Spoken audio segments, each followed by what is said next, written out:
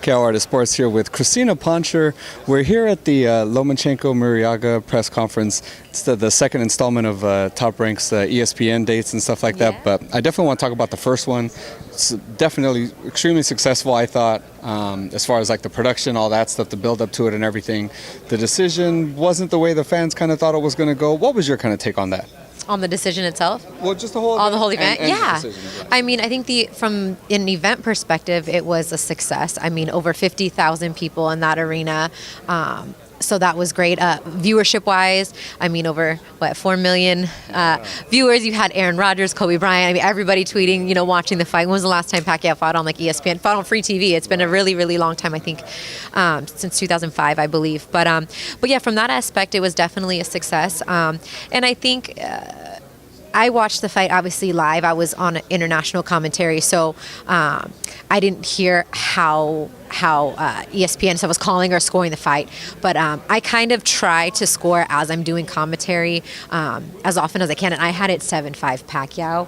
I thought, but I always like to watch it back on TV, and I just haven't had the chance to do that yet. I often watch it back without the commentary. But it was, in my opinion, it was a close fight. I know people are saying some people don't think that it was, or think, oh my God, it was a robbery, but I don't consider a close fight or close round. There were some rounds I felt were close. I can't really consider this a robbery. I mean, 115, 113, either way, you just look at two rounds that maybe you could have scored differently, and there you go. I think 117, 111 was really, really ridiculous. But I think, I think more of a Pacquiao-Bradley 1 would have been more of what I would think more people would consider a robbery than this fight. I think this fight was a little bit closer than that. So, but I mean, kudos to Jeff Horn and their game plan. I mean, he was coming forward the whole entire time. I can't remember the last time I really saw an opponent against Pacquiao just go gung ho.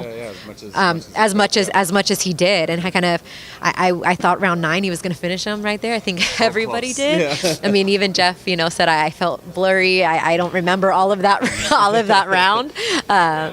But he's got a chin, and he made his way out of it, and they'll move on and probably have a rematch. So we'll see what happens. I was just going to bring that up. So obviously Pacquiao has the rematch clause, but some people were saying that not necessarily he looked old, but he looked older. Yeah, he did. Looked, you know what I mean? Yeah. Would you kind of agree with that assessment? I completely agree. I mean, he's 38 years old, and he's, doing double duty now at this point in his career, being a senator and being a fighter, and, those training camps and stuff. You see, there's oftentimes in a fighter's career where you can see one fight where it really does catch up with them, and I felt like I didn't see it as much in the Vargas fight, but I felt like this fight, I'm like, man, even talking with Freddie's like, he had one good round.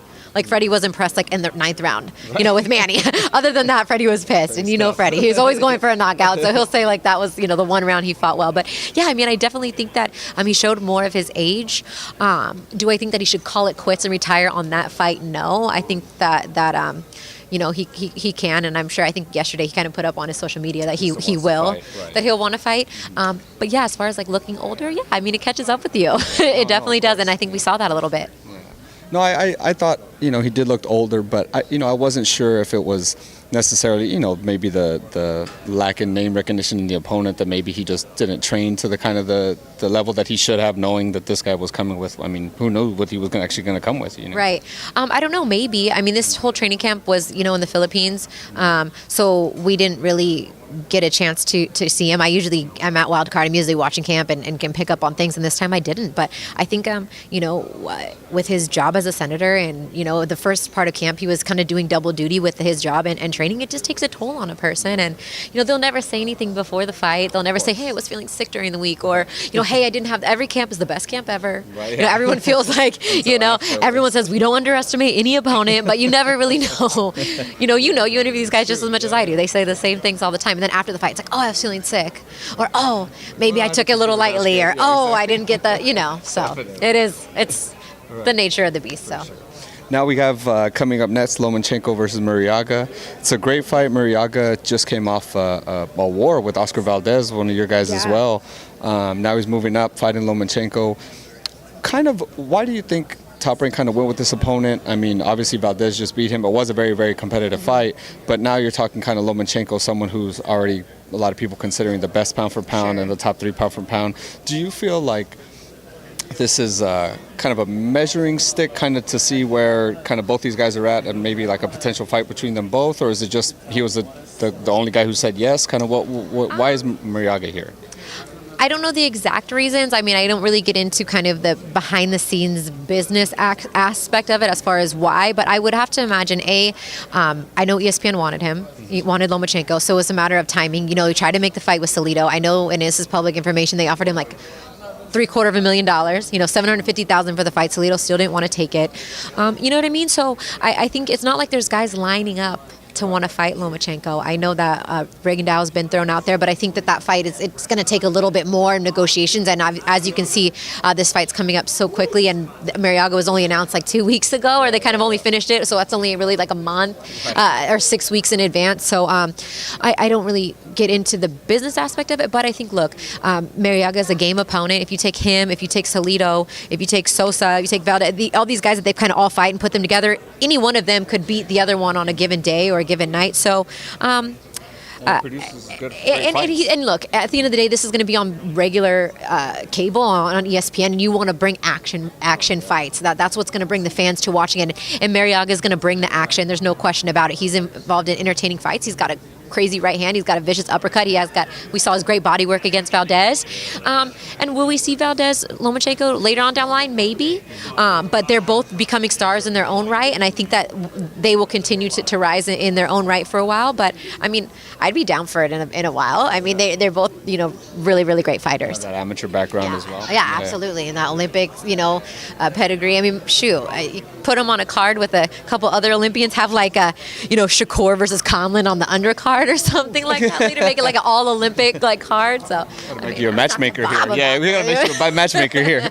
So we'll see, but yeah. A couple weeks later, we got Crawford versus Ngannou, I believe it's Ngannou. Ngannou, Yeah. We'll get which that is right another, by fight week. Right? Yeah, all of us will. Yeah. You know, because we all kind of say in there, and like you got to kind of ask the fighter, how do you prefer? Exactly. We'll get it right. But that's another great fight. I believe it's going to produce the first unified champion in the junior welterweight division since I believe 2009 or something like that. Talk to me about that. Yeah, it's going to be.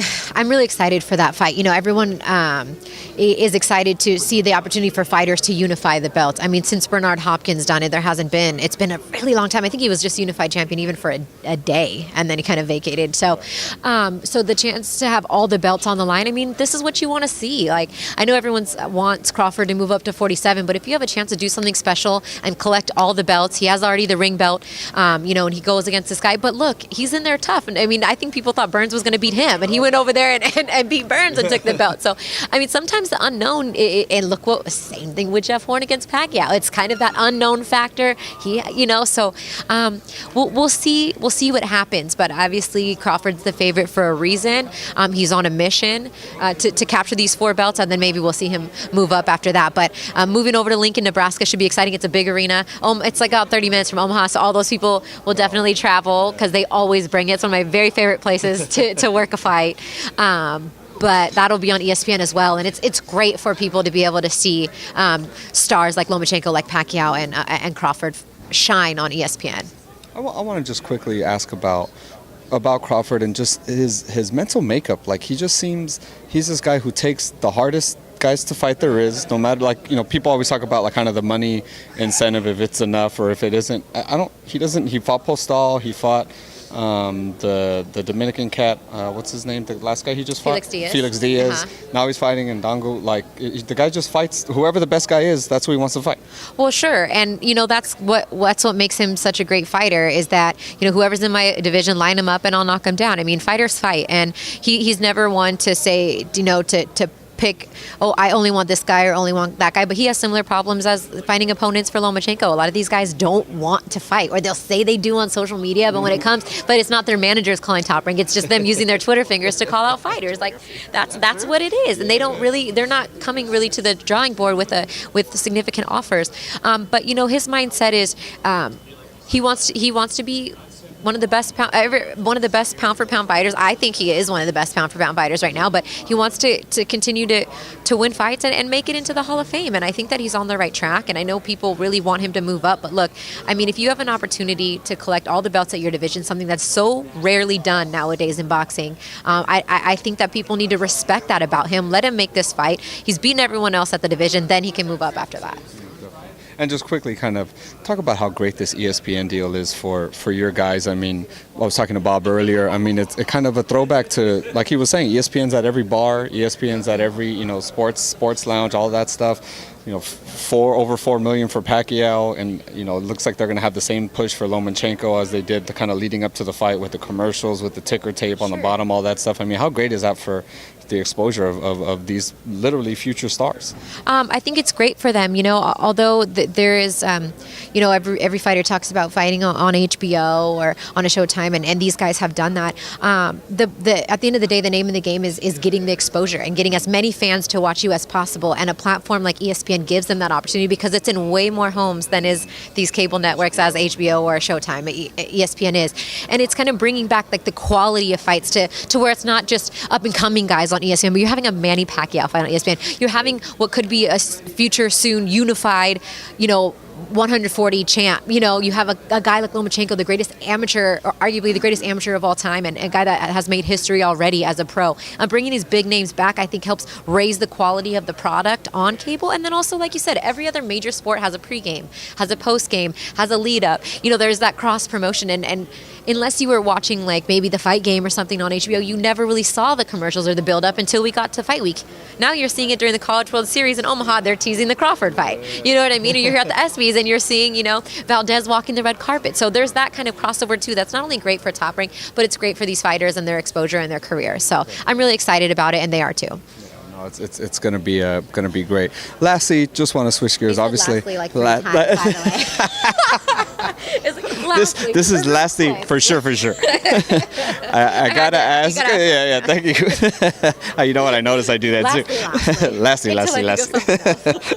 I gotta ask. It's the world we're living in now. Mayweather versus McGregor. We were all at the press conference. It is.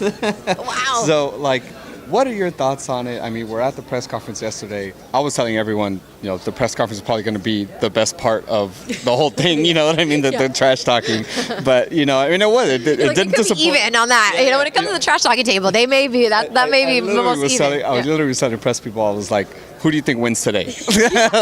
Who wins the press tour? You know what I mean? That's a good idea. But what are your kind of thoughts on it and the kind of the build up, all that stuff? I didn't think that we would ever see this really come to fruition. I thought it was a joke. I had so many people used to tell me, you work in boxing, is this ever going to happen? I'm like, no, he doesn't. He's not a boxer. What commission's going to do it? Hey, but when money talks, anything can happen. Yeah, the commission.